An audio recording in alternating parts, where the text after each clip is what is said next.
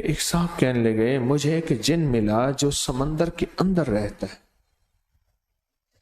समंदर के अंदर जिन्नात बहुत ज्यादा हैं, पानियों के अंदर जिन्नात बहुत ज्यादा हैं, इसलिए पानी के किनारे जिन्नात बहुत ज्यादा होते हैं, इसलिए पानी के किनारे क्राइम रेट ज्यादा होता है, क्रिमिनल दुनिया ज्यादा होती है।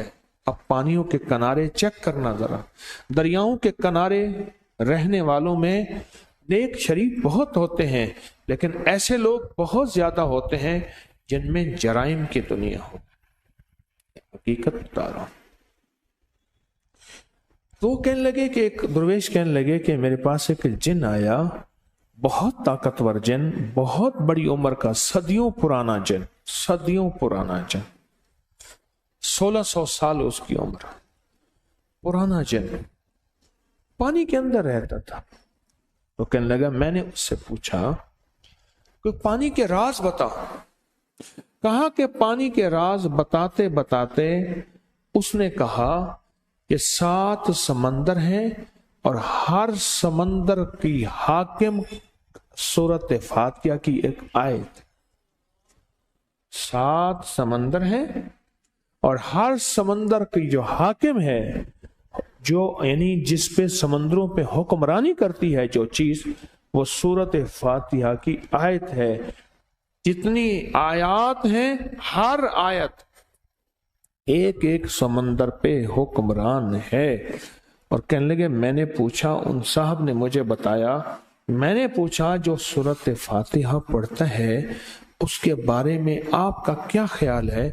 कहा कि सूरत फातिहा पढ़ने वाले को 7 समंदर की जितनी भी मखलूक है वो उसकी महबूब बन जाती है और वो दुआ करती है, अल्लाह ये पढ़ता रहे और हमारे ऊपर इनायात की बारिश रहे, या अल्लाह ये पढ़ता रहे और जन्नत और बरकत पाता रहे, या अल्लाह ये पढ़ता रहे और पुरसकून और खुशहाल रहे।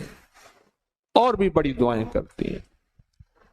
अब वो हदीस सामने आ गई, फरमाया जो अल्लाह का जिक्र करता है, समंदर की मखलूक भी उसके लिए दुआएं करती है, बिलों की मखलूक भी दुआएं करती है, जमीन की मखलूक भी उसके लिए दुआएं करती है। हर आयत एक समंदर की हाकिम है, बादशाह है, शहनशाह है।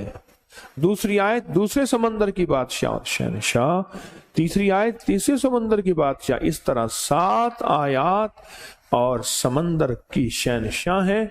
जो बंदा सूरत फातिहा पढ़ता है, एक बार अल्लाह जल्ल शानहू इन 7 आयात की तासीर और ताकत उसे अता फरमाते हैं, और 7 समंदरों में जो ग़िज़ा, रिज़्क़, ताकत और कुव्वत अल्लाह ने रखी है, उसका हिस्सा इस बंदे को देते हैं जो सिर्फ एक बार सूरत फातिहा पढ़ता है।